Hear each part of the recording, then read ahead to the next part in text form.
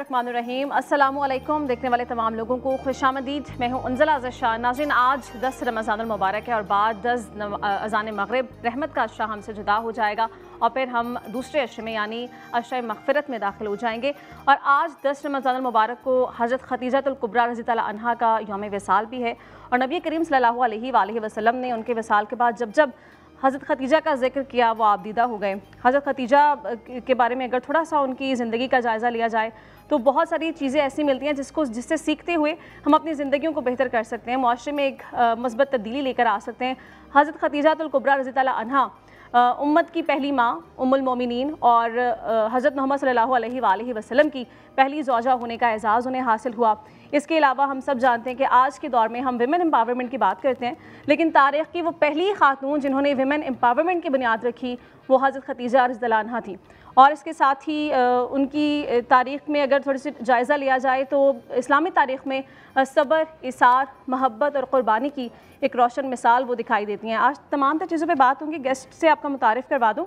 आज ही हमें ज्वाइन करें chairman अखुवत foundation doctor Mohammad Amjad Saqib साहब। अस्सलाम वालेकुम डॉक्टर साहब, कैसे हैं आप? ठीक हैं।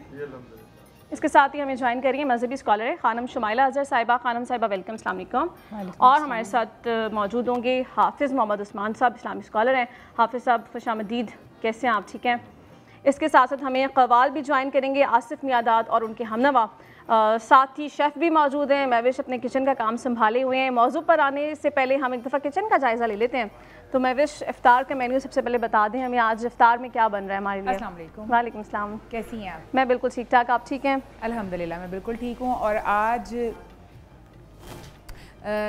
सबसे पहले मेन्यू बताने से पहले मैं सबसे पहले हैंड वॉश करूँगी लाइफ बॉय के साथ, क्योंकि अपने इफ्तार के टेबल को हमने रखना है सेफ़ और लाइफ बॉय से हाथ धोना बहुत ज़रूरी है। इसके बगैर हम किचन में, मैं तो बिल्कुल भी नहीं आती, बल्कि आप सब लोगों को भी नहीं आना चाहिए। जब तक हाथ नहीं धुले होंगे तब तक हम लोग मतलब खाना पकाने में तसल्ली नहीं होगी। ये बहुत ज़रूरी है हाथ धोना, और अगर माएँ इस आदत को अपनाती हैं तो बच्चे भी देखते हुए ये आदत अपनाती हैं कि इफ्तार की टेबल पे जाते हुए कुछ भी खाने से पहले हाथ धोना जो है वो बहुत ज़रूरी है। बिल्कुल। और मैं सबसे पहले ज़रा ऑयल भी ऐड कर दूँ साथ साथ। डालडा कुकिंग ऑयल के अंदर हमने अपना खाना बनाना है और आज हम बनाएंगे चिकन जो सबरोसो है उसका क्रिस्पी पॉपर्स के साथ हम पास्ता बनाएंगे। और इसमें मैं ऐड कर रही हूँ डालडा कुकिंग ऑयल।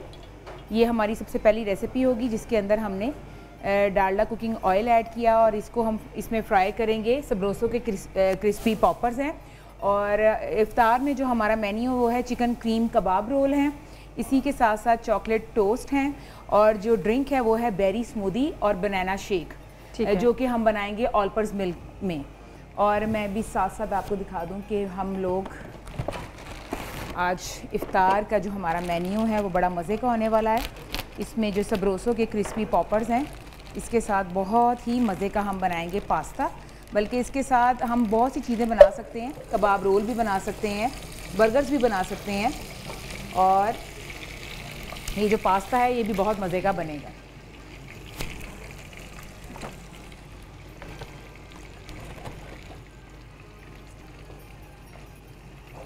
ऑयल थोड़ा कम है, मैं इसमें थोड़ा सा ऑयल मज़ीद आई थिंक ऐड होगा जी। इसको अच्छे से हम फ्राई करेंगे। उसके बाद हम इसकी सॉस बनाएंगे, इसमें वेजिटेबल्स ऐड करेंगे। आप चाहें इसमें वेजिटेबल्स ऐड कर सकते हैं, नहीं भी कर सकते हैं, आपकी चॉइस और आपकी चॉइस है। लेकिन मैं ये चाहती हूँ कि इफ्तार के जो मेन्यू है इसके अंदर अगर मीट भी है तो वेजिटेबल्स भी प्रॉपर होनी चाहिए ताकि आपको प्रॉपर एक हेल्दी डाइट भी मिले, अच्छा मील मिले और बच्चे भी खा लेते हैं। अदरवाइज़ आपको पता है वेजिटेबल्स जो है ना वो बच्चे अलग से नहीं खाते हैं। तो आप इसी तरह पॉपर्स के साथ, पास्ता के साथ, रोल्स के साथ आप मुख्तलिफ वेजिटेबल को ऐड करके बच्चों की डाइट में आप ठीक है। इसमें वेरिएशंस भी आ जाती हैं और बच्चे भी फिर उसको इफ्तार को ज़रा अच्छे से एंजॉय करते हैं। मैं भी आप अपना काम कंटिन्यू करें। नाज़रीन, हम मौजू पर जाने से पहले आपकी मुलाकात करवा रहे हैं जी। आज डॉक्टर साहब हमारे साथ मौजूद हैं, हमारी ट्रांसमिशन का हिस्सा है। डॉक्टर साहब माशाल्लाह बहुत अच्छा काम कर रहे हैं आप, और आजकल के दौर में हमें ज़रूरत है इस तरह के कामों की। सबसे पहले तो फाउंडेशन के बारे में बताइए, फिर आपकी ज़ाती ज़िंदगी के बारे में भी आपसे बात करनी है कि आपने क्यों सोचा, इस काम का इंतखाब क्यों किया। सबसे पहले अखुवत फाउंडेशन जो माशाल्लाह इतना अच्छा काम कर रहा है, इसकी बुनियाद आपने कब रखी और किस तरह से लोग इस इदारे से मुस्तफ़ीद हो रहे हैं? जी बिस्मिल्लाहिर्रहमानिर्रहीम। मैं बड़ा मशकूर हूँ आपका कि इतने अच्छे दिन में आपने मुझे आने की दावत दी। तो अखुवत जो है ना ये اس کا آغاز الحمدللہ 2001 سے ہوتا ہے جی، اور اس کا بنیادی مقصد یہ ہے کہ ایک ایسے معاشرے کی تعمیر جس میں ہر شخص کو عزت سے زندہ رہنے کا موقع ملے۔ تو ظاہر ہے کہ یہ جو ایک ویژن ہے، اس ویژن کے پس منظر میں وہ فلسفہ بہت اہم ہے کہ کہاں سے یہ ویژن ڈرا ہوتا ہے۔ جی تو ہاں، وہ فلسفہ جو ہے اس کا نام ہے مواخات، اور مواخات آپ جانتے ہیں کہ نبی پاک صلی اللہ علیہ وآلہ وسلم جب ہجرت فرما کے مکہ سے مدینہ پہنچے تو وہاں پر انہوں نے یہ رشتہ قائم کیا مہاجرین میں اور انصار میں، جس کی بدولت وہ جو لٹے پھوٹے ہوئے لوگ ان کی محبت اور دین کی محبت میں نئے شہر پہنچے تھے، وہ پھر ایک اچھے کاروبار سے منسلک ہو گئے، زندگی کے معاملات میں ان کو ترقی ملنے لگی۔ تو یہ ایک تصور ہے، اس کی اگر ایسس پہ جائیں، اس کے اندر آپ جھانکیں، اس پہ غور و فکر اور تدبر کریں کہ دنیا سے اگر غربت ختم کرنی ہے، ایک اچھا معاشرہ بنانا ہے، تو جو ہیوز اور ہیو ناٹس، جن کے پاس بہت کچھ ہے، جن کے پاس کچھ نہیں ہے، ان کے درمیان اسی طرح کا رشتہ قائم کر دیا جائے، محبت کا، اخوت کا، بھائی چارے کا، تو پھر جو پیچھے رہ گئے ہیں وہ آگے آ سکتے ہیں۔ ایگزیکٹلی، تو اسی تصور کے تحت یہ ویژن بنا، اور اسی ویژن کے تحت ایک قرض حسن فنڈ بنا، جس میں مخیر حضرات نے اپنے حصے کے کچھ اس میں پیسے دیے، کیپٹل دیا، اور پھر یہ ایک ادارہ تشکیل پایا جس کا نام اخوت ہے، جو کسٹوڈین بنا اس قرض حسن فنڈ کا، اور پھر ہم نے لوگوں کو بھیک دینے کی بجائے بغیر سود کے چھوٹے قرضے دینے شروع کر دیے۔ تو یہ اس کا پس منظر ہے۔ تو اب اگلا سوال کہ ہم نے کیا کیا، تو ہم نے اب تک الحمدللہ ایک قرضے سے کام شروع ہوتا ہے، آج 60 لاکھ قرضے پورے پاکستان میں دے چکے ہیں۔ پھر اس میں لوگوں کے ساتھ ساتھ حکومت بھی شامل ہونے لگی، وفاقی حکومت بھی اس میں شامل ہے، اس کی طرف سے بھی کچھ وسائل آتے ہیں جن کو ہم آگے لوگوں تک پہنچاتے ہیں، صوبائی حکومت کی طرف سے بھی وسائل آتے ہیں، ہم اس کو آگے لے کے جاتے ہیں۔ تو یہ ایک بڑا خوبصورت امتزاج ہے سول سوسائٹی کا اور پھر اس کے ساتھ پبلک سیکٹر کا، کہ ہم نے مل کر کیونکہ دیکھیں یہ جو حکومت ہے اس کا بھی ایک ہی مقصد ہے کہ ایک خوبصورت معاشرہ تعمیر کرنا، غربت کا خاتمہ، سماجی ترقی، اور جو سسٹینیبل ڈیولپمنٹ گولز ہیں ان کو اچیو کرنا۔ تو اس میں صرف جو حکومت ہے وہ شاید اس کام میں کامیاب نہ ہو جب تک آپ شامل نہیں ہوں گی، اس میں شامل نہیں ہوگا، ہر شخص، ہر فرد اس دھرتی کا شامل نہیں ہوگا۔ ماشاءاللہ ڈاکٹر صاحب، یہ جو آپ قرضے فراہم کر رہے ہیں، بلا سود قرضے فراہم کرنا، یہ معاشرے سے ان امپلائمنٹ کو تو ختم کر رہا ہے، یہ جو نوجوان ہیں انہیں موٹیویٹ کرنے کے بھی بہت کام آتا ہے۔ ماشاءاللہ آپ دیگر سماجی اداروں کے بورڈ آف ڈائریکٹرز میں شامل ہیں، اس کے علاوہ میڈیکل یونیورسٹی کے سنڈیکیٹ کے رکن ہیں، پنجاب یونیورسٹی اور یونیورسٹی آف ایجوکیشن کے سنڈیکیٹ کے ممبر بھی ہیں، بینک آف پنجاب کے ڈائریکٹر ہونے کے علاوہ پنجاب سوشل پروٹیکشن اتھارٹی کے ممبر بھی ہیں، اور تمام تر ذمہ داریاں جو ہیں آپ رضاکارانہ طور پر ادا کریں، تو مشکل درپیش نہیں آتی ان تمام تر چیزوں کو مینیج کرتے ہوئے؟ پھر یہ ادارہ بھی چلانا ہے تو کیسے مینیج کرتے ہیں آپ؟ نہیں، وہ وقت میں برکت پڑ جاتی ہے اگر آپ نیک نیتی سے کام کریں، اخلاص سے کام کریں، اور خدا کے بندوں کے جو ہے راستے میں پڑی ہوئی مشکلات کو دور کرنے کا جذبہ ہو، تو پھر کوئی چیز مشکل نہیں رہتی، تو اللہ تعالیٰ اس میں آسانیاں پیدا کر دیتا ہے۔ یوں بھی مینجمنٹ کا جو اصول ہے اس میں ڈیسینٹرلائزیشن، ڈیلیگیشن آف اتھارٹی، تو پارٹیسپیشن، یہ ساری چیزیں ہیں۔ تو جو بھی اب دیکھیں نا حکومت ہے اس میں کتنے لوگ شامل ہوتے ہیں، تو لیکن سربراہ ایک ہوتا ہے، تو بہت سارے پرائیویٹ سیکٹر میں دیکھ لیں، ایک بہت بڑا کاروباری شخص ہے، اس کی کئی قسم کے کاروبار ہو سکتے ہیں۔ تو یہ جو مینجمنٹ اور لیڈرشپ کا آرٹ ہے نا، اس کے اندر یہ چیزیں چھپی ہوئی ہیں کہ آپ ایک ہی وقت میں بہت سے کام کیسے کر سکتے ہیں۔ لیکن میں پھر دہراؤں گا کہ اگر یہ خلق خدا کی بہتری کے لیے ہو تو پھر یہ کام آسان ہو جاتا ہے۔ بالکل ایسے۔ اچھا، تھوڑا سا ایکسپلین کر دیں کہ نوجوان بھی جو ابھی ہمیں دیکھ رہے ہیں، جو ناظرین دیکھ رہے ہیں، ان تک یہ میسج ایزیلی کنوے ہو جائے کہ قرضے دینے کا پروسیس ہے کیا، جو نیڈی لوگ ہیں وہ کیسے اپلائی کر سکتے ہیں، اور پھر انہیں کس طرح سے کیا انسٹالمنٹس میں قرضے دیے جاتے ہیں؟ یہ بڑا اچھا سوال ہے، کیونکہ آج کل اخوت کے نام پر سوشل میڈیا پہ لوگوں نے آن لائن ایک فراڈ شروع کیا ہوا ہے کہ جی وہ اخوت کا لوگو استعمال کر لیتے ہیں اور کہتے ہیں جی ہمیں 5,000 یا 10,000 روپے بھیج دیں ان ایڈوانس، ہم آپ کو قرضے دے دیں گے۔ تو ایسے نہیں ہوتا۔ یہ بھی آپ کے توسط سے میں بچوں کو جو بھی قرضہ لینا چاہتے ہیں، ہمارا ایک دفتر ہے، اس شخص کو جس نے قرضہ لینا ہے دفتر جانا پڑے گا، وہ درخواست دیتے ہیں، پھر ہم اس کی ڈیو ڈیلیجنس کرتے ہیں، پھر ہم دیکھتے ہیں کہ وہ قرضہ استعمال کہاں کرے گا، پروجیکٹ کیا ہے، اس کی اہلیت ہے، اس کا سماجی کردار کیسا ہے. پھر ان دونوں اس کو ہم سوشل اور اکنامک اپریزل کہتے ہیں. تو جب وہ اس میں کوالیفائی کرتا ہے تو پھر ہم یہ پیسے دیتے ہیں. یہ ایڈوانس کی کوئی ایسا کہانی نہیں ہے. اور اس میں بالکل انٹرسٹ پاک ایک تو یہ قرض ہے، سب سے امپورٹنٹ بات اس کی ہے. ڈاکٹر صاحب مزید بھی آپ سے بات کرنی ہے، لیکن خانم صاحبہ آپ کو اسی ٹاپک پہ اگر شامل گفتگو کریں، آپ یہ بتائے گا کہ معاشرے سے کتنی برائیاں ختم ہو جاتی ہیں اگر ڈاکٹر صاحب جیسے لوگ اگر معاشرے کا حصہ بن جائیں اور مخلوق خدا کی خدمت کرنا صرف ان کی مدد کی غرض سے اللہ کی خوشنودی حاصل کرنے کے لیے، ہمارے دین نے اس کا کیا مقام رکھا ہے؟ بسم اللہ الرحمن الرحیم، صلی اللہ علی محمد وآلہ الطاہرین. سب سے پہلے کہ آپ سب کا بہت شکریہ اور آپ کا اور آپ کی ٹیم کا کہ آپ نے ایک بہت ہی خوبصورت پروگرام کا انعقاد کیا اور ہمیں دعوت دی. اور رہا سوال آپ نے جو کیا کہ واقعاً جیسے ابھی ڈاکٹر صاحب فرما رہے تھے کہ جب انسان خدا کی خاطر قدم اٹھاتا ہے تو راستے میں آنے والی ہر مشکل جو ہے اس کا خود بخود سدباب ہونا شروع ہو جاتا ہے. اور پھر اسلام ایک جو بہت ہی خوبصورت دین ہے وہ اسی بات کی دعوت دیتا ہے کہ ہم دلی کا اور آپس میں مل بیٹھ کر ایک دوسرے کی مشکلات کو حل کرنا اور ایک دوسرے کی جو پریشانیاں ہیں ان کو دور کرنا. اور بے رسد کہ اگر کسی کے سر پہ اس چیز کا صحرا سج جائے کہ اس کو یہ شرف مل جائے، اس کو یہ توفیق شامل حال ہو جائے کہ وہ کسی کی مشکل کو حل کر سکتا ہے، تو اس سے بڑی سعادت اور کیا ہے. اور پھر ماہ رمضان کا مہینہ ہے کہ جو بہت ہی رحمتوں اور برکتوں والا مہینہ ہے، اور اس میں پھر اگر انسان جو ہے وہ اس طرف اور قدم بڑھاتا ہے تو پھر نیکی در نیکی اور اس کو سمیٹنا جو ہے اس کا مقدر بن جاتا ہے. اور اسلام بھی ہمیں اسی بات کی دعوت دیتا ہے کہ ہر کسی کی مشکلات کو جو ہے جتنا ہو سکتا ہے، کیونکہ اللہ تعالیٰ نے ہر ایک انسان کے اندر کوئی نہ کوئی قابلیت اس کے اندر رکھی ہے، اور اس قابلیت کو جب وہ بروئے کار لے کر آتا ہے، اور اگر کسی کے اندر یہ قابلیت رکھی ہے کہ اس کے اندر اتنا اسٹیمنا ہے کہ وہ کسی کی مشکل کو حل کر سکتا ہے کسی بھی طریقے سے، چاہے وہ خود کر سکتا ہے، چاہے وہ کسی کی وساطت سے کر سکتا ہے، تو یہ بہت بڑی سعادت ہے کہ جس کے ذریعے انسان دوسروں کی مشکلات کو حل کر سکتا ہے. ٹھیک ہے، ابھی حافظ صاحب گفتگو کا آغاز کر لیتے ہیں. موضوع کے اوپر حضرت خدیجہ الکبریٰ رضی اللہ عنہا کے اوپر بات کرنی ہے، اور یہ ایسی شخصیت ہے کہ مجھے تو سمجھ نہیں آتا کہ میں کہاں سے آغاز کروں، کہاں پہ ہم اختتام کریں گے. آپ ہی ذرا آغاز کیجئے کہ ان کی فضیلت، ان کا مقام، ان کا مرتبہ کیا بتایا گیا. بسم اللہ الرحمن الرحیم. رب اشرح لی صدری ویسر لی امری واحلل عقدۃ من لسانی یفقہوا قولی. رب زدنی علما رب زدنی علما رب زدنی علما. بہت شکریہ جی. اللہ پاک قرآن مجید فرقان حمید میں ارشاد فرماتا ہے، یا ایھا النبی لستن کاحد من النساء، اے میرے محبوب کی پاک بیویوں، دنیا کی کوئی عورت تم جیسی عورت نہیں ہو سکتی.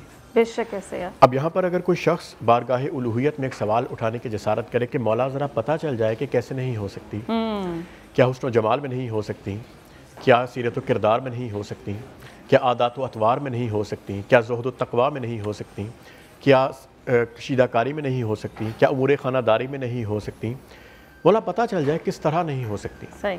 تو قرآن کا انداز بیاں خود جواب دے رہا ہے، کیا میرے محبوب کی پاک بیویوں، دنیا کی کوئی عورت تم جیسی عورت کیسے ہو سکتی ہے، کیونکہ تم تو میرے محبوب کی بیویاں ہو.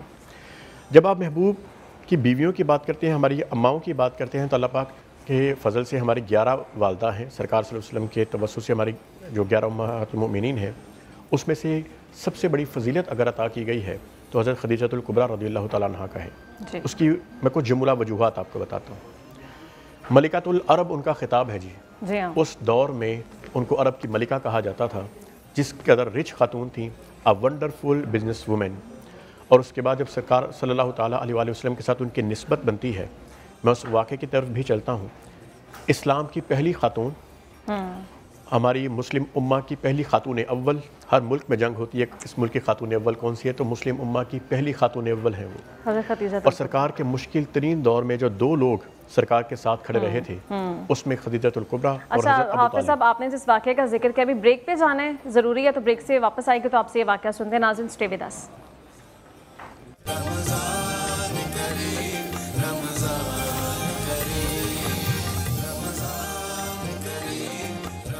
वेलकम बैक नाज़रीन। गुफ्तगू का सिलसिला भी आगे बढ़ाना है, हाफिज़ साहब मौजू की तरफ भी आएंगे, लेकिन डॉक्टर साहब क्योंकि सिर्फ 1 घंटे तक हमारे साथ हैं, जल्दी है, इन्होंने रुखसत भी लेनी है हमसे। डॉक्टर साहब अभी माशाल्लाह 2024 में आपको हुकूमत पाकिस्तान की तरफ से हिलाल इम्तियाज़, फिर 2010 में सितारा इम्तियाज़ से नवाजा गया और गालिबन 2021 में कोई इंटरनेशनल अवार्ड भी आपने जीता है। वो किन खिदमात की बिना पर आपको दिया गया और कौन सा अवार्ड मिला?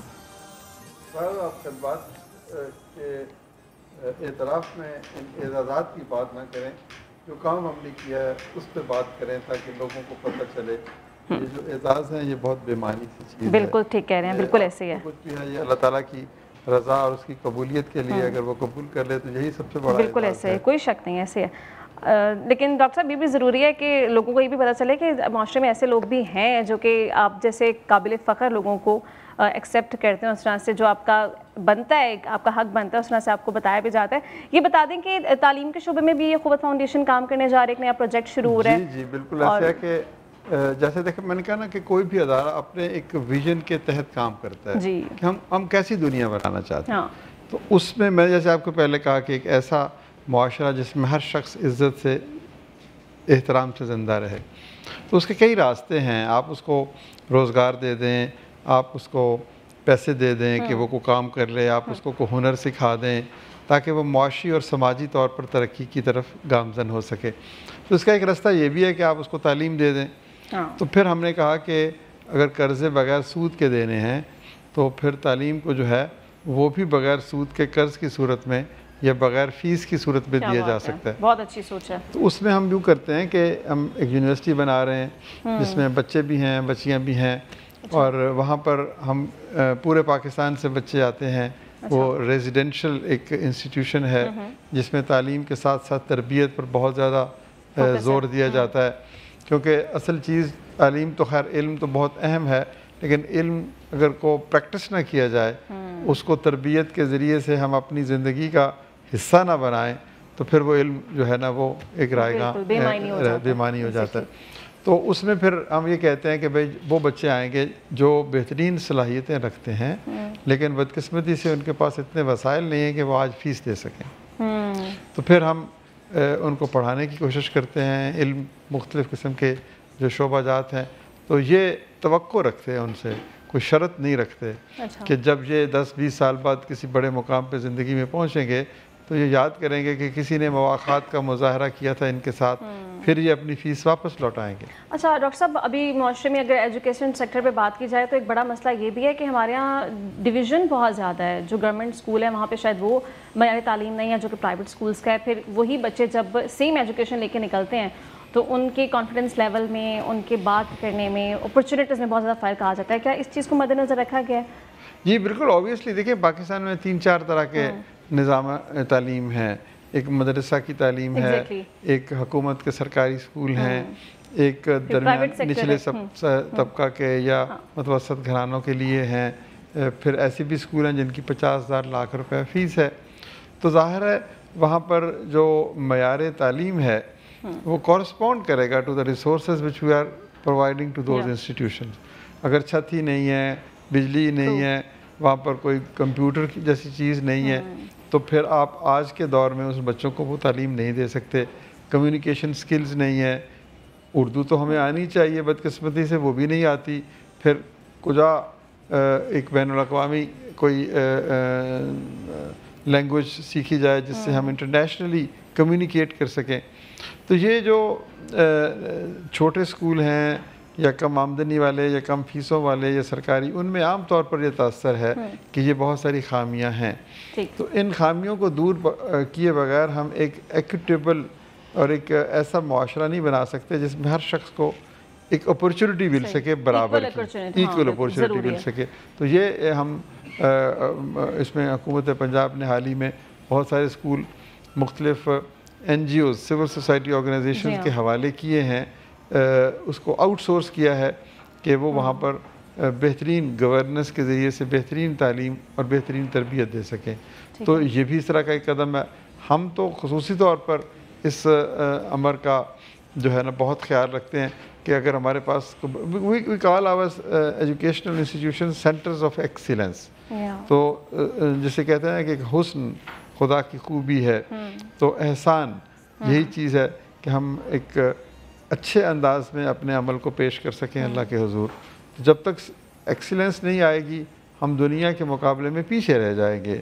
ایک عام جو سمجھیں کہ انسان ہے اس کے مقابلے میں وہی ایک ایسا شخص ہے جو اپنے کام کو پرفیکشن کی نظر سے دیکھتا ہے اور اس کی ادائیگی میں حسن کلام بھی ہے, حسن گفتگو بھی ہے, حسن کردار بھی ہے, حسن مزاج بھی ہے. تو یہ ہے pursuit of excellence.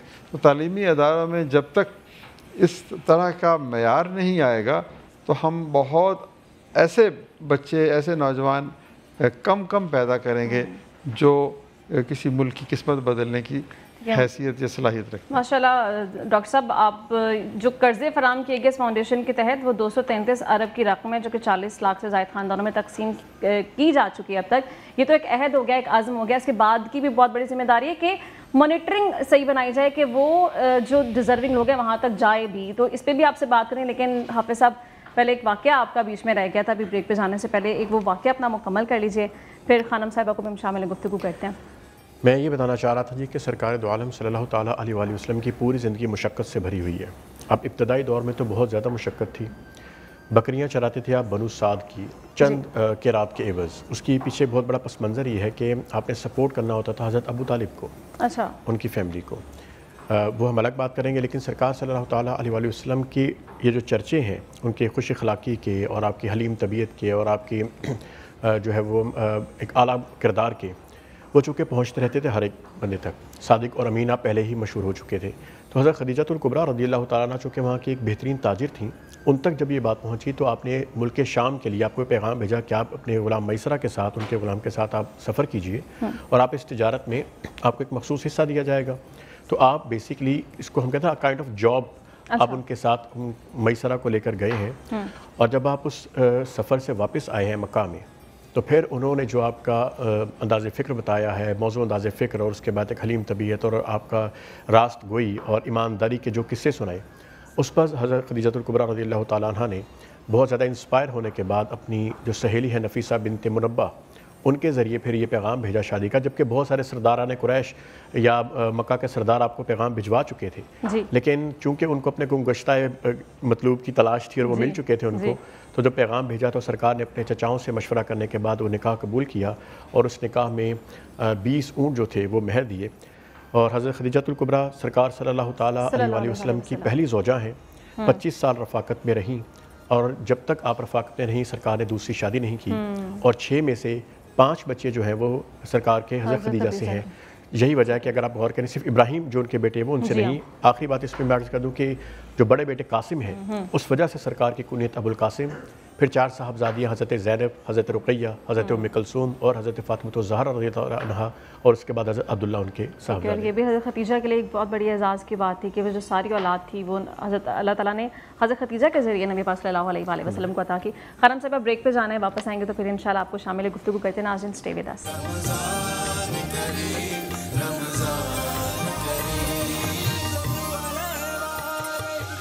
Welcome back ناظرین, گفتگو کا سلسلہ جاری تھا. ایک بار پھر گفتگو پر پڑھنے سے پہلے آپ کو بتا دیں کہ آج کا ہمارا موضوع ہے حضرت خدیجہ کے حوالے سے, لیکن پھر بھی آپ کے ذہن میں کوئی بھی مسئلہ ہے یا کوئی بھی سوال آپ کرنا چاہتے ہیں تو علماء ہمارے ساتھ موجود ہیں. نمبر آپ کی اسکرین پر ہے, آپ ہمیں کال کر سکتے ہیں اور علماء سے ہم رہنمائی لیں گے.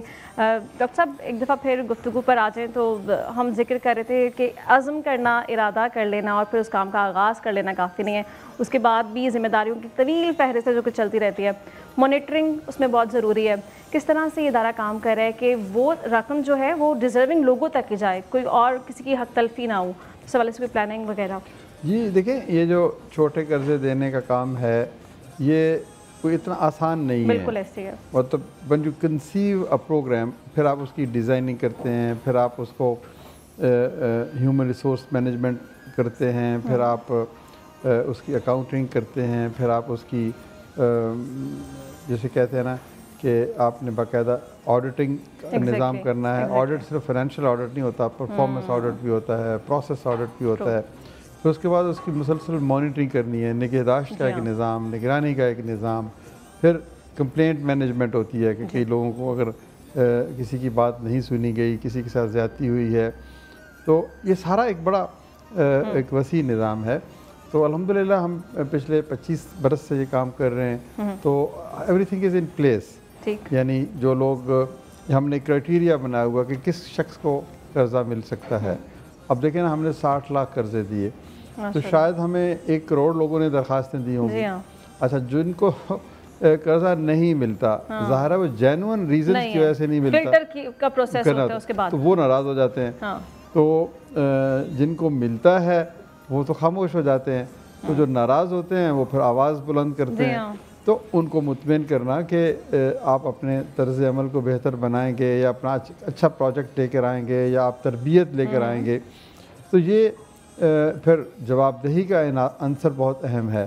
میں بھی جواب دہ ہوں، آپ کو جواب دہ ہوں، یا اس شخص کو جواب دہ ہوں جو اس ادارے کی مدد کرتا ہے. تو یہ پھر ہمارا ایک بڑی اچھی ہم نے ایک ویب سائٹ بنائی ہوئی ہے، اس کے اوپر بڑا ایک انٹائر انفارمیشن اویلیبل ہوتی ہے.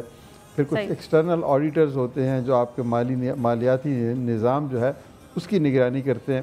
اور الحمدللہ یہ with the passage of time یہ ایک سسٹمز ایسے بن چکے ہیں کہ جن کی وجہ سے جو گڈ گورننس جسے کہتے ہیں نا، کہ جس میں شفافیت ہو، جس میں پارٹیسپیشن ہو، جس میں اکاؤنٹیبلٹی ہو، تو وہ سارے کے سارے ایلیمنٹ. اب یہ جو ہم کہتے ہیں نا کہ اللہ کے فضل و کرم سے 99.9% ریکوری آ رہی ہے، اس کا مطلب یہی ہے نا کہ ہمارا انتخاب اچھا ہے. ہم نے جن لوگوں کو قرضہ دیا ان کو تربیت بھی دی، پھر وہ خود اتنے اچھے ہیں، وہ اپنی ذمہ داری کو محسوس کرتے ہیں، اور پھر سٹاف اتنا دیانتدار ہے. کیونکہ اگر آپ دیکھیں نا، کوئی شخص کسی کو قرضہ دیتے ہوئے خود کچھ اس سے طلب رکھنا شروع کر دے، تو پھر نیچرلی وہ آدمی کہتا ہے کہ جی میرے ساتھ اگر زیادتی ہوئی ہے تو پھر میں بھی زیادتی کا جواب دوں گا. تو یہ جو ریکوری ہے، this is a proxy indicator of the success of this programme. اس کے تصور کی اور اس کی جو امپلیمنٹیشن اور ایگزیکیوشن کا جو ایک مراحل ہیں، تو یہ اللہ تعالیٰ کی مہربانی ہے کہ ہمیں اتنے اچھے لوگ مل جاتے ہیں. تو ان کی وجہ سے this all credit goes to our brilliant staff, جو دن رات صبح و شام سردی گرمی بے نیاز ہو کے. ہمارا ایک اصول ہے کہ جس کو قرضہ ملتا ہے، ہمارا اسٹاف ان کے گھر چاہے تو دور کی بات ہے پانی کا گلاس بھی نہیں پی سکتا. تو اس سے پھر لوگوں کو یہ احساس ہوتا ہے کہ اگر یہ دیانتدار ہیں تو پھر ہمیں بھی اس رقم کو دیانتداری سے واپس کرنا. اس کو بھی واضح کر دیجیے، آپ نے ریکوری کے حوالے سے کیسز کا ذکر کیا، کیا 0% کیسز ایسے تھے جہاں سے کوئی ریزسٹنس نہیں آئی اور ماشاءاللہ 100% ریکوری ہوتی رہی ہے؟ جی میں عرض کروں نا کہ 99.9%، آپ کہہ لیں گے جی 0.01 بڑی معمولی سی رقم ہے. اس میں بھی لوگوں کی یہ جو دیدہ دانستہ، یہ نہیں ہوتا کہ وہ نہیں دینا چاہتے. کچھ مسائل آ جاتے ہیں، کچھ مشکلات آ جاتی ہیں، کچھ تاخیر سے دیتے ہیں، کچھ کو گھر میں کوئی بیماری آ گئی خدا نخواستہ، یا کوئی اور معاملہ ہو گیا.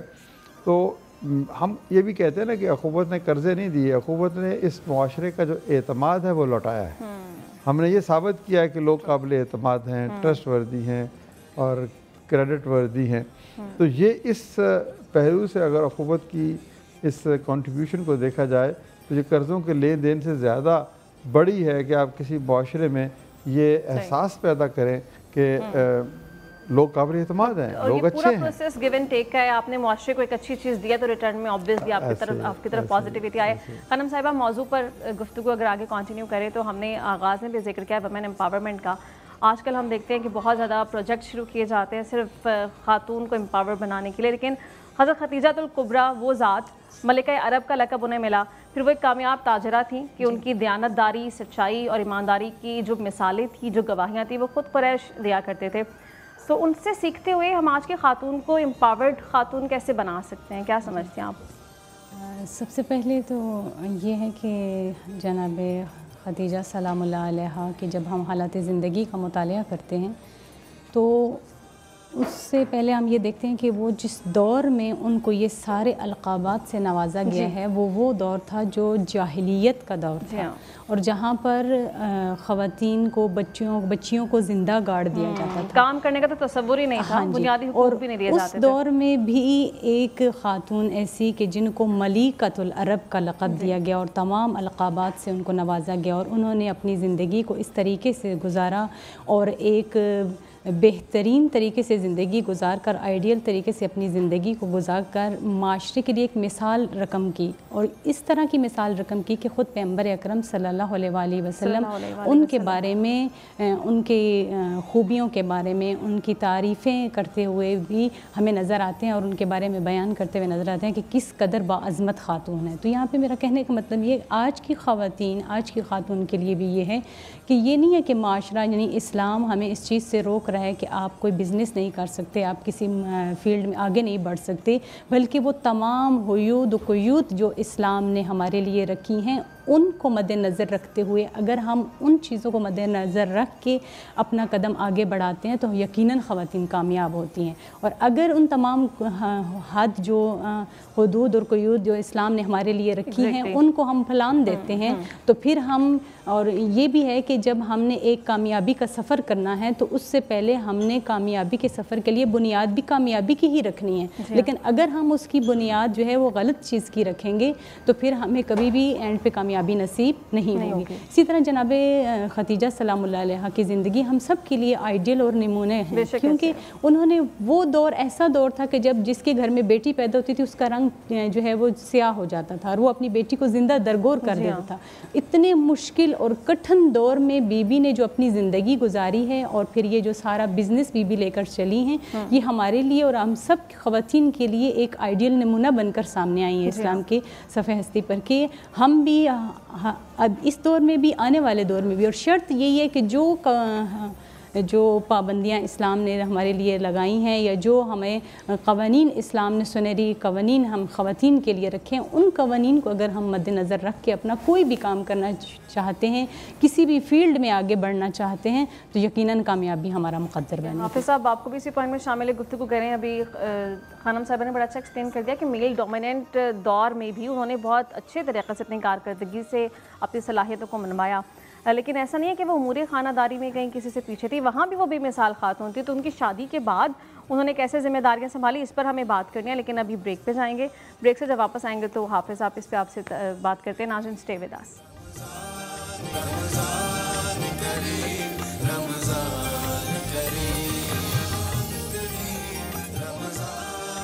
ویلکم بیک ناظرین۔ گفتگو پر بڑھنے سے پہلے آپ کو ایک دفعہ بتا دوں کہ wild venture water park Karachi میں ایک پارک ہے جو کہ آپ کو بہت ساری فیسلٹیز فراہم کر رہا ہے، اور اسی کے حوالے سے ہم اپنے ٹرانسمیشن میں ایک کمپٹیشن بھی ہیلڈ کرا رہے ہیں۔ روزانہ کی بنیاد پر آپ سے ایک سوال پوچھا جاتا ہے اور آپ نے ٹرانسمیشن کے اختتام تک اس کا صحیح جواب دینا ہے۔ آج کا سوال یہ ہے کہ نبی کریم صلی اللہ علیہ وآلہ وسلم نے سب سے پہلے کس کو نماز اور وضو کا طریقہ بتایا تھا؟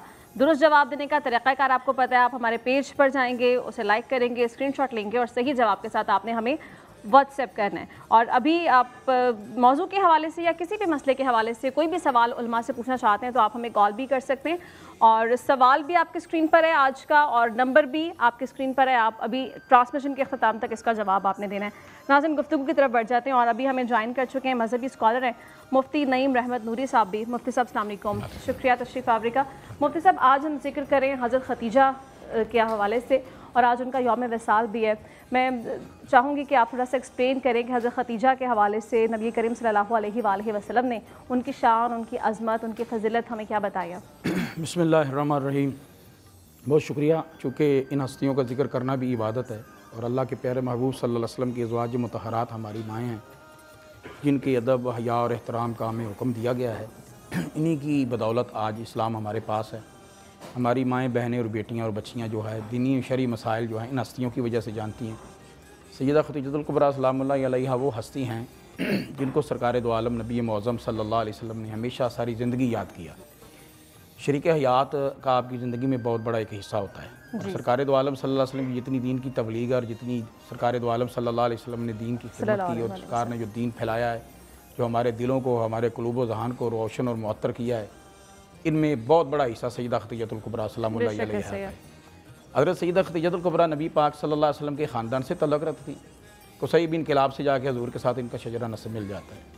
آپ کا نام خدیجہ بنت خویلد، آپ کے والد کا نام خویلد تھا، اور آپ مکہ پاک کی ایک پارسا، نیک، پرہیزگار، مالدار، ذہین اور فتین، با کردار، خوش گفتار ایک معزز خاتون تھیں جن سے اہل مکہ سبق لیا کرتے تھے۔ مکہ کی عورتیں جن سے جینا سیکھتی تھیں۔ آپ کو ملکۃ العرب یعنی مکہ کی عرب کی ملکہ کا لقب دیا جاتا تھا۔ سیدہ خدیجۃ الکبریٰ صرف مالدار نہیں تھیں بلکہ سیدہ خدیجۃ الکبریٰ رول ماڈل تھیں اور متقیہ تھیں اور زمانہ فطرت کی پرہیزگار تھیں اور زمانہ فطرت پر بھی دین پر تھیں۔ جو دین اس وقت تھا نا، جو انبیاء کرام کا دین، چونکہ اولاد ابراہیم علیہ السلام ہے، سیدہ خدیجۃ الکبریٰ کی ساری زندگی بچپن سے لے کے جوانی اور جوانی سے لے کے آخری وقت تک ایک ہماری ماؤں اور بہنوں اور بیٹیوں کے لیے رول ماڈل کی حیثیت تھی۔ سیدہ خدیجۃ الکبریٰ رضی اللہ تعالیٰ عنہا کو بہت سارے مردوں نے اس وقت کے جو بڑے صاحب ثروت، صاحب علم، صاحب تقویٰ لوگ تھے، رشتہ کے پیغامات بھیجتے تھے۔ سیدہ خدیجۃ الکبریٰ رضی اللہ تعالیٰ عنہا جو اس انتظار میں تھی کہ مجھے وہ ہستی ملے جس کا مجھے انتظار ہے، گویا کہ جس طرح خالق کائنات نے اپنے محبوب کے لیے غلام اور اپنے محبوب کے لیے صحابہ چنے، اس طرح ازواج مطہرات بھی اللہ پاک نے اپنے محبوب کے لیے چنے۔ اس انتظار میں تھی، سرکار دو عالم صلی اللہ علیہ وسلم کو دیکھا، اور آپ کی وہ جو نظر تھی، جو آپ کا جو معیار تھا، جو آپ کی سوچ تو فکر تھی، جو آئیڈیل تھا، وہ حضور کی ذات مبارکہ تھی۔ اس کو دیکھنے کے لیے خود آپ کی خواہش تھی کہ میرا جس طرح مال تجارت دوسرے لوگ لے کے جاتے ہیں، سرکار دو عالم صلی اللہ علیہ وسلم چونکہ تجارت فرماتے تھے، اور یہ بھی یاد رہے کہ تجارت کرنا بھی نبی کریم صلی اللہ علیہ وسلم کی سنت مبارکہ ہے، اور دینی لوگوں کا تجارت کرنا یہ اس سے بڑی نبی کریم صلی اللہ علیہ وسلم کی سنت مبارکہ ہے کہ دینی لوگ صرف دین کا کام نہ کریں بلکہ ہمیں یہ سبق ہے کہ وہ مال تجارت بھی بیچ سکتے ہیں، کو کاروبار بھی کر سکتے ہیں، ان کا اگر ذریعہ معاش تجارت ہوتی ہے تو یہ کوئی خلاف شرع نہیں ہے۔ تو سیدہ خدیجۃ الکبریٰ رضی اللہ تعالیٰ عنہ نے دیکھا کہ سرکار دو عالم صلی اللہ علیہ وسلم تجارت کے لیے جاتے ہیں۔ آپ نے اپنے غلام میسرہ کو کہا کہ سرکار دو عالم صلی اللہ علیہ وسلم کو اس بات پہ راضی کریں کہ میرا مال شام لے کے جائیں۔ اصل میں آپ وہ دیکھنا چاہتی تھی، وہ کیا کہتے ہیں، جس طرح انبیاء کرام نے سوالات کی اللہ کی بارگاہ میں، حضرت ابراہیم علیہ السلام کے سوالات ہیں جو، تو اس طرح سرکار چاہتی تھی، سیدہ پاک چاہتی تھی سیدہ خدیجۃ الکبریٰ سلام اللہ علیہا کہ میں اس کو ذرا دیکھوں اور مجھے وہ اور لطف آئے کہ سرکار دو عالم کی جو سیرت کے پہلو ہیں، جو آپ کا کردار اعلیٰ، آپ کا اخلاق اعلیٰ ہے، آپ کی تجارت کے اصول بڑے روشن ہیں، تو وہ آپ نے بھیجا میسرہ کو کہ میسرہ جاؤ سرکار کے ساتھ۔ جب گئے تو واپسی پہ حضرت میسرہ سے آپ نے نفع کا نہیں پوچھا بلکہ اخروی نفع کا پوچھا، جو دائمی نفع تھا، جو دائمی فائدہ تھا۔ حضرت میسرہ چاہتے تھے کہ میں بتاؤں کہ اتنے مال کا فائدہ ہوا ہے، اتنا مال بکا ہے، جب آپ بتا دیں، آپ فرماتی ہیں مجھے بتاؤ حضور کیا کرتے ہیں، حضور کو کیسے دیکھا، سرکار کو کیسے دیکھا، میرے آقا کو کیسے دیکھا آپ۔ تو جب وہ بتاتے ہیں نا کہ بی ان کا بولنا ایسا بولنا ہے جس کی میں مثال نہیں دے سکتا، ان کا مسکرانا ایسا مسکرانا جس کی جیسی کوئی مسکراہٹ نہیں ہو سکتی، ان کا ملنا ایسا ملنا ہے جس کا ملنا کسی کا ملنا نہیں ہو سکتا۔ بی بی اتنے ہمدرد ہیں، اتنے وفادار ہیں، اتنے خیال رکھنے والے ہیں، اتنے نگہبانی کرنے والے ہیں کہ میں آج تک اس کی مثال نہیں دے سکتا۔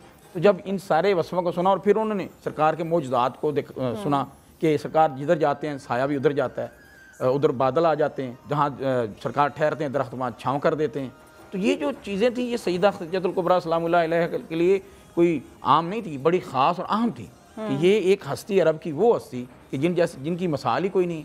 تو جب ان کو آئیڈیل جو انہوں نے سوچا تھا سرکار دو عالم صلی اللہ علیہ وسلم تو بالکل وہی جو وہی الہی تھا، گویا کہ قرآن پاک سرکار کی جو ذات مبارکہ تھی وہ قرآن پاک کی تشریح تھی نا، دین کی تشریح۔ اچھا مفتی صاحب، آپ نے بتایا کہ انہوں نے سوچ رکھا تھا کہ میں نے جس شخص کا زندگی میں انتخاب کرنا ہے وہ اس طرح کے ہو۔ خانم صاحبہ، آپ کی رائے اس پہ لینا چاہوں گی کہ میری تصحیح کیجیے گا، کیا واقعی حضرت خدیجہ رضی اللہ عنہا کی جانب سے اس خواہش کا اظہار کیا گیا تھا کہ وہ نبی پاک صلی اللہ علیہ وآلہ وسلم کے نکاح میں جانا چاہتی ہیں، اور پھر اس سے آج کے دور میں جو یہ سمجھا جاتا ہے کہ عورت اپنی اگر خواہش کا اظہار کرے تو بڑا معیوب سمجھا جاتا ہے، تو یہ جو تاثر ہے یہ بھی یہ چیز اس کو زائل کر دیتی ہے؟ جی، یہ یقیناً ایسے ہی ہے کہ پہلا پیغام جو حضرت خدیجہ سلام اللہ علیہا نے شادی کا پیغام پیغمبر اکرم صلی اللہ علیہ وآلہ وسلم کی طرف بھیجا وہ خود حضرت خدیجہ کی طرف سے تھا، اور یہ کہ اسلام بھی ہمیں اس بات کی اجازت دیتا ہے کہ خواتین کو پورا حق حاصل ہے کہ وہ اپنی چوائس کا انتخاب کریں، اور ان تمام شرائط اور ان تمام چیزوں کو مد نظر رکھتے ہوئے جس طرح حضرت خدیجہ سلام اللہ علیہا نے اتنا عرصہ صبر کیا اور پھر وہ تمام شرائط یا وہ جو تمام خوبیاں اور جو تمام صفات پیغمبر اکرم صلی اللہ علیہ وآلہ وسلم کے وجود کے اندر یکجا انہوں نے مشاہدہ کی، تو اس بات پر انہوں نے پیغام خواستگاری جو ہے وہ پیغمبر اکرم صلی اللہ علیہ وآلہ وسلم کی طرف بھیجا۔ اور دوسرا نقطہ جو اس چیز کی طرف جس کی طرف میں اشارہ کرنا چاہوں گی وہ مہم ترین نقطہ یہ ہے کہ ایک طرف ملیکۃ العرب ہیں کہ یعنی اس قدر مالدار خاتون ہے کہ 80,000 اونٹ ان کے ایک وقت میں تجارت کے لیے 3 بر اعظم میں جاتے تھے. اتنی زیادہ مالدار خاتون، اور ایک طرف عبداللہ کا یتیم موجود ہے، اور ان کے بارے میں بھی یہ کہا جاتا ہے ان کے پاس کچھ بھی نہیں ہے، یعنی ظاہری مال دنیا کے حوالے سے ان کے پاس کچھ بھی کوئی چیز موجود نہیں تھی. اگر پیغمبر اکرم صلی اللہ علیہ وآلہ وسلم پیغام شادی ادھر بھجواتے، پیغام خواستگاری حضرت خدیجہ سلام اللہ علیہ کی طرف بھجواتے، تو اس وقت تاریخ میں یہ لکھ دیا جاتا کہ پیغمبر اکرم صلی اللہ علیہ وآلہ وسلم نے خدیجہ سلام اللہ علیہ کی دولت کی وجہ سے یہ قدم اٹھایا ہے کہ اتنی زیادہ چونکہ مالدار خاتون تھی، ملیکۃ العرب، ملکہ تو کم رہ جاتی ہے نا، لیکن وہ ملیکۃ العرب تھی کہ اتنی زیادہ مالدار خاتون تھی، ان کی دولت کی وجہ سے ان کے یعنی پیغمبر اکرم صلی اللہ علیہ وآلہ وسلم نے یہ پیغام بھجوایا، جبکہ ایسا نہیں ہے. خود حضرت خدیجہ سلام اللہ علیہ نے پیغام خواستگاری، پیغام شادی جو ہے وہ پیغمبر اکرم صلی اللہ علیہ وآلہ وسلم کی طرف بھجوایا. کس وجوہات کی بنا پر؟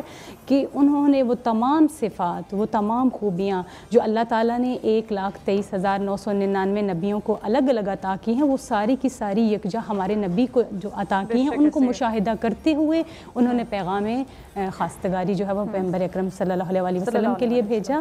اور آج کے دور میں بھی اسی طرح ظاہر ہے جب بیٹی کے لیے خواستگاری آتی ہے تو والدین پر فرض ہے کہ اپنی بیٹی سے اس کی خواہش کا اظہار لیں، ان سے پوچھیں کہ آیا وہ اس رشتے کے لیے راضی ہے یا نہیں. وہ زمانہ جاہلیت والا کام کے بغیر پوچھے، بغیر اس طرح کیے وہ رشتوں کو، بچوں کو اس ازدواجی رشتوں میں منسلک نہ کریں، کیونکہ ان اسلام نے مکمل حق دیا ہے کہ عورت بھی کھل کے اپنی پسند کا، اپنے رائے کا اظہار کر سکتی ہے ہر چیز میں. حافظ صاحب آپ کی اجازت سے ہم اگر ایک کلام سن لیں، پھر بریک پہ جانا ہے، واپس آئیں گے تو پھر آپ کو شامل گفتگو کرتے ہیں.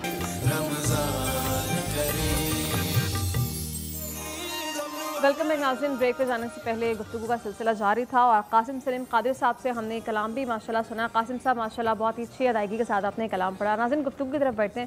حافظ صاحب ہم بات کر رہے تھے کہ حضرت خدیجہ جو تھیں وہ صرف اپنی کام کے معاملے میں بے مثال نہیں تھی، امور خانہ داری میں بے مثال تھیں، وہ ماں بے مثال تھی، پھر وہ جب زوجہ بنی تو بے مثال تھی. ان کا ہر کردار ہی ہمیں دکھائی دیتا ہے کہ وہ بے مثال تھا، اس کی کوئی نظیر نہیں ملتی. ذرا روشنی ڈال دیجئے کہ امور خانہ داری کی جب ذمہ داریاں انہوں نے سنبھالی تو کیا انہوں نے اپنے کام کو چھوڑ دیا تھا، پھر کام وہ نہیں کر رہی تھی اس طرح سے، یا کام بھی جاری رکھا ساتھ ہی؟ سرکار دو عالم صلی اللہ تعالیٰ علیہ وآلہ وسلم ایک بار تشریف فرما تھے اور آپ کھانا بنا کر خود لائیں ان کے لیے. اچھا.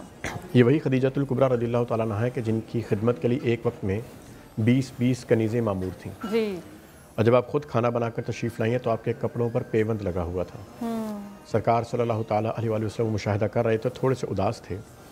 جبرائیل علیہ السلام وہاں پر تشریف لائے اور کہا کہ اللہ پاک نے خدیجۃ الکبریٰ کو سلام بھیجا ہے، یہ ان کا مقام ہے. بخاری شریف کی حدیث مبارکہ کا مفہوم ہے کہ جس میں سرکار صلی اللہ تعالیٰ علیہ وآلہ وسلم ارشاد فرماتے ہیں کہ جیسے مریم علیہ السلام کے اپنے وقت میں سب سے بہترین خاتون تھیں، اس دور میں سب سے افضل خاتون حضرت خدیجۃ الکبریٰ ہیں. میں آپ کو ان کی ایک عظمت فکر کا واقعہ سناتا ہوں. جب آپ وہی آنا شروع ہوئی، کیونکہ دیکھیے سرکار صلی اللہ علیہ وسلم کے اس ظاہری 40 سال جو بشری ہیں، اس سے پہلے جب عالم ارواح اور اس سے پہلے عالم الوہیت کی جب ہم بات کرتے ہیں، نور کی بات کرتے ہیں، تو جب دنیا میں آ کے 40 سال ایک فرق آ جاتا ہے نا کہ جب آپ اچانک روشنی میں جاتے ہیں تو آنکھیں چندھیا جاتی ہیں. اس کا مطلب ہرگز یہ نہیں ہوتا کہ آپ کو روشنی سے شناسائی نہیں ہے، چند لمحے لگتے ہیں. تو ایسا ہی اس کو سمجھنے کی کوشش کیجئے گا کہ جب آپ وحی کا، چونکہ اس میں آپ کی الوہیت کا جو دور ہے یا آپ کی جو بشریت ہے وہ اس کا اتصال کا یہ موقع ہے. اس دوران جب آپ دیکھتے ہیں تو سرکار صلی اللہ تعالی وسلم پر جب وحی کی کیفیت آتی ہے تو آپ نے جب یہ کہا کہ جب فرشتہ اب آئے گا نا تو آپ مجھے بتائیے گا. اچھا. سرکار صلی اللہ تعالی وسلم نے بتایا کہ فرشتہ آیا ہے تو آپ نے اپنے بال کھول کر سرکار کا جو سر مبارک ہے وہ اپنے گود میں رکھا. اچھا. اور پھر پوچھا کیا فرشتہ نظر آیا ہے، اس وقت موجود ہے؟ تو آپ نے فرمایا نہیں، فرشتہ جا چکا ہے.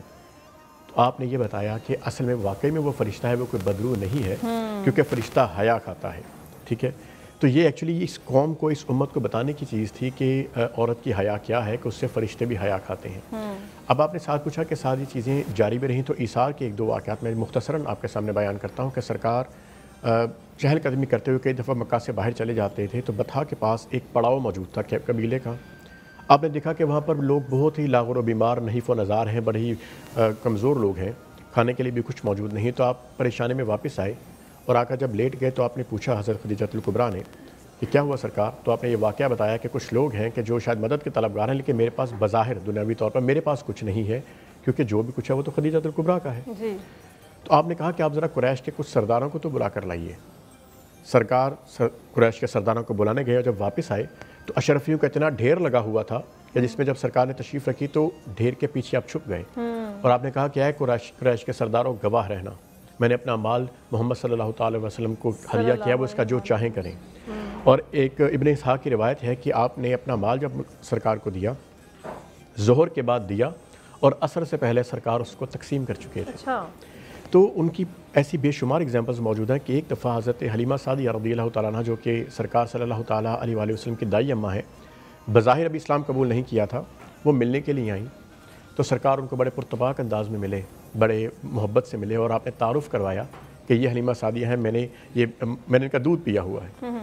तो आपने उनसे मोहब्बत का बेतहाशा इजहार भी फरमाया। और जब आपने ये पूछा, सरकार सल्लल्लाहु अलैहि वसल्लम ने पूछा कि आपके कबीले का इस वक्त क्या हाल है, तो उन्होंने कहा कि इस वक्त कहत साली है, भूख और नंग है, परेशानी काफ़ी है। तो आप इसारे खदीजा देखिए कि आपने फ़ौरन उनको 40 ऊँट और काफ़ी सारी बकरियां देकर वहाँ से रुखसत किया हदिया के तौर पर।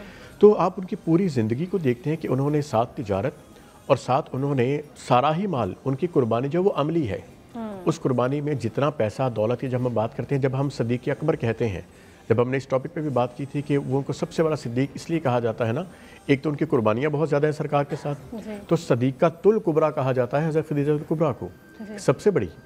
देखिए आज की जब हम औरत की बात करते हैं तो जब हम रोल मॉडल का लफ्ज़ इस्तेमाल करते हैं तो वो महज इसलिए नहीं है कि चंद एक वाक़यात सुन लिए जाएँ और उसके बाद एक आपके ऊपर रिक्कत तारी हो।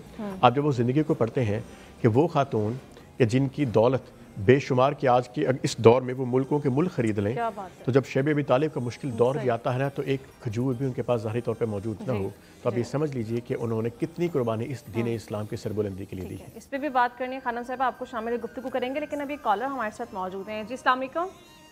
वालेकुम सलाम। कहाँ से बात कर रहे हैं, कौन बात कर रहे हैं? सलीम बात कर रहा हूँ गुजरात से। जी सलीम साहब, क्या पूछेंगे?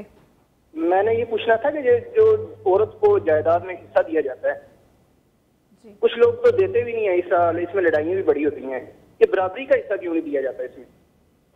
अच्छा, अब मुफ्ती साहब आपको शामिल गुफ्तगू करें। एक तो कुछ लोग हिस्सा ही नहीं देते और फिर उनका सवाल यह है कि बराबरी का हिस्सा क्यों नहीं दिया जाता खातून को। ये सवाल बड़ा अहम है इस दौर का, ख़ास तौर पे इस पे बड़ी गलत फहमियों, बल्कि मैं ये कहूँगा कि बड़े गुनाहों का शिकार है। ख़वातीन को बहुत सारे हक़ों से महरूम किया जाता है। जैसे एक बाप की औलाद होती है, एक बेटा उसी बाप से पैदा हुआ है, वो एक ही बाप है दोनों का, बेटी और बेटे का, तो शरा ने जो हक़ रखा हुआ है ना, उसके मुताबिक भी हम नहीं देते। मतलब शरीयत में बेटी को तीसरा हिस्सा दिया जाता है, यानी 2 बेटों के बराबर एक बेटी को दिया जाता है। उसकी वजह ये होती है कि चूँकि औरत की ज़िम्मेदारियाँ जो ज़्यादा नहीं होती बनिस्बत मर्द के, क्योंकि उसके पास अल्लाह ताला की हिकमत है। औरत को जिसमें शरीयत में आम उर्फ़ आम में कहा जाता है कि आधा हिस्सा दिया जाता है। आधे से मुराद ये है कि 2 भाई हों तो 1 बहन का हिस्सा होता है। अच्छा। तो अब जो दूसरा सवाल है कि उनको हिस्सा ही नहीं दिया जाता, कुरान करीम ने इस चीज़ को बड़े वज़ाहत से बयान किया है, और आज तो हमारे अल्हम्दुलिल्लाह भी बन चुका है कि बहनों को या बेटियों को हक़ वरासत से महरूम नहीं किया जा सकता। मुफ्ती साहब 2 भाई हों तो 1 हिस्सा बहन, ज़रा इसको ज़रा एक्सप्लेन कीजिएगा।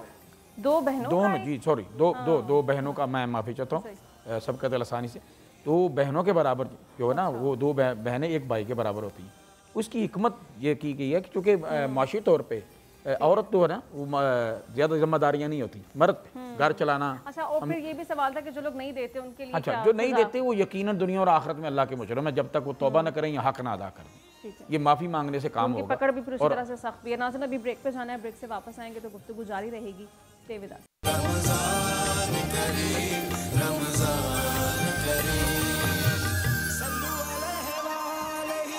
वेलकम बैक नाज़रीन। इफ्तारी हो चुकी है और जैसा कि हम सब जानते हैं कि अज़ान मगरिब के बाद हम सब रहमत के अशरे से जुदा हो चुके हैं और अशरे मग़फ़िरत में दाखिल हो गए हैं। हम कोशिश ये करेंगे कि इस अशरे में भी वो तमाम तर मौज़ू डिस्कस हो सकें जिन पर बात करके रहनुमाई लेके हम अपनी ज़िंदगियों में मुस्बत तब्दीली लेकर आ सकें। आज 10वां रोज़ा था और हज़रत खतीजा रज़ियल्लाहु अन्हा के हवाले से हमने गुफ्तगू की। यौम विसाल पर हाफ़िज़ साहब आप बात करना चाह रहे थे कि उनके यौम विसाल के बाद नबी पाक सल्लल्लाहु अलैहि वसल्लम ने जब उनका ज़िक्र किया वो आप दीदा हो गए, तो उसके बाद की ज़िंदगी नबी पाक सल्लल्लाहु अलैहि वसल्लम की ज़रा रोशनी डालें। देखिए, जो आपका विसाल का वक्त है ना सदीक़तुल कुबरा रज़ियल्लाहु ताला अन्हा का, वो बयान करना बहुत ज़रूरी है कि जब उन्होंने सरकार सल्लल्लाहु ताला अलैहि वसल्लम से یہ کہا کہ میرا وقت رخصت قریب ہے، مجھے لگتا ہے کہ میں آپ کا حق ادا نہیں کر پائی۔ سرکار صلی اللہ تعالیٰ علیہ وآلہ وسلم کی آنکھوں میں آنسو جاری ہوئے اور آپ نے فرمایا کہ بلا شبہ آپ نے حق ادا کیا ہے اور آپ اشرف ترین اور بہترین بیوی ہیں اور بہترین عورت ہیں۔ یا آپ نے ان کو ریلیکسیشن دی کائنڈ آف۔ اور اس کے بعد انہوں نے یہ کہا کہ یا رسول اللہ صلی اللہ علیہ وسلم میں 2 وصیتیں کرنا چاہتی ہوں۔ ایک وصیت یہ کہ فاطمہ کا خیال رکھیے گا، کیونکہ سب سے چھوٹی تھی۔ سرکار نے کہا کہ میں یقیناً خیال رکھوں گا۔ دوسری وصیت کے لیے انہوں نے کہا کہ مجھے آپ کی حیا آتی ہے، اگر آپ اجازت فرمائیں تو فاطمہ کو اندر بھیج دیجیے، میں دوسری وصیت اس کے ذریعے آپ تک پہنچا دوں۔ اب حیا کا لیول چیک تو حضرت فاطمہ کی جنت تشریف لائی ہے، تو آپ نے ان کو کہا کہ مجھے قبر کے ہولناکیوں سے خوف آتا ہے۔ یہ کہہ کون رہا ہے؟ قبر کے ہولناکیوں سے خوف آتا ہے مجھے، تو سرکار سے کہنا کہ وہ عبا جب آپ پہنتے تھے اور آپ پہ وہی نازل ہوتی تھی، اس کو میرا کفن بنا دیجیے گا تاکہ ایک سبیل رہے قبر کے اندر۔ جب وہ پیغام آپ تک پہنچایا گیا تو آپ نے ابھی وہ غسل دے کے وہ کفن پہنا دیا تھا آپ کے وفات کے بعد، تو اللہ پاک نے حضرت جبرائیل علیہ السلام کے ہاتھ جنت کا کفن بھی بھیجا کہ خاتون جنت حضرت خدیجہ الکبریٰ کو اللہ پاک نے یہ کفن بھیجا ہے۔ اور ہمارے سننے والوں کے علم میں یہ اضافہ ہونا چاہیے کہ حضرت خدیجہ الکبریٰ کے 2 کفن تھے، عبائے رسالت بھی اور اس کے بعد یہ جنتی کفن بھی۔ اور سرکار اس پوری زندگی جب تک آپ کے حیات مبارکہ رہی، جب حضرت خدیجہ الکبریٰ کا ذکر آیا ہے آپ کی آنکھوں سے آنسو جاری ہوئے ہیں۔ اور یہی وجہ ہے کہ جس سال ان کا انتقال ہوا آپ نے اس سال کو غم کا سال، عام الحزن قرار دیا۔ خانم صاحبہ آپ کو شامل گفتگو کریں ذرا، آج کی خواتین کیا سیکھ سکتی ہیں اور آپ کیا میسج دیں گے اس پلیٹ فارم سے کہ ان کی زندگی سے سیکھتے ہوئے ہم کیسے اپنی زندگیوں کو بہتر کر سکتے ہیں ہر پہلو کو؟ جی، جس طرح جناب حضرت خدیجہ سلام اللہ علیہ ایک رول ماڈل ہیں زندگی کے ہر پہلو کے لیے۔ آج کل کا جو دور ہے اور جس میں ہماری خواتین یا جو ہماری جنریشن ہے جس چیز کی طرف بھاگ رہی ہے، وہ دنیاوی رول ماڈل کو اپنے لیے رول ماڈل بنا رہے ہیں لوگوں کو۔ اس میں یہ ہوتا ہے کہ یہ جو دنیاوی لوگ ہوتے ہیں اس میں کسی نہ صرف ایک پہلو میں وہ لوگ رول ماڈل بنتے ہیں، لیکن جو حضرت خدیجہ سلام اللہ علیہ ہیں ان کی زندگی ایک مکمل نمونہ حیات ہے تمام خواتین کے لیے۔ صرف اس دور کی خواتین کے لیے نہیں تھا، بلکہ عرب کی خواتین کے لیے نہیں تھا، بلکہ کل دنیا کے لیے، ہر خواتین کے لیے ایک مکمل طور پر جو ہے وہ ضابطۂ حیات بھی ہیں، آئیڈیل بھی ہیں اور ایک بہترین نمونہ ہے۔ اب جو کوئی بھی جس فیلڈ میں بھی جانا چاہتا ہے وہ ان کو اپنے لیے مشعل راہ بنا سکتا ہے۔ مفتی صاحب ہم نے کوشش کی کہ کم وقت میں زیادہ سے زیادہ ان کے شان پر بات کی جا سکے، لیکن ایک پوائنٹ پھر بھی رہ گیا کہ ہم نے سنا ہے کہ انہوں نے اسلام کے فروغ کے لیے بھی اور تبلیغ کے حوالے سے بھی بہت کام کیا ہے، اور آج کے دور میں یہ کانسیپٹ نہیں سمجھا جاتا کہ خاتون بھی اس طرح کوئی کردار ادا کر سکتی ہے، تو کیا خدمات رہی ان کے؟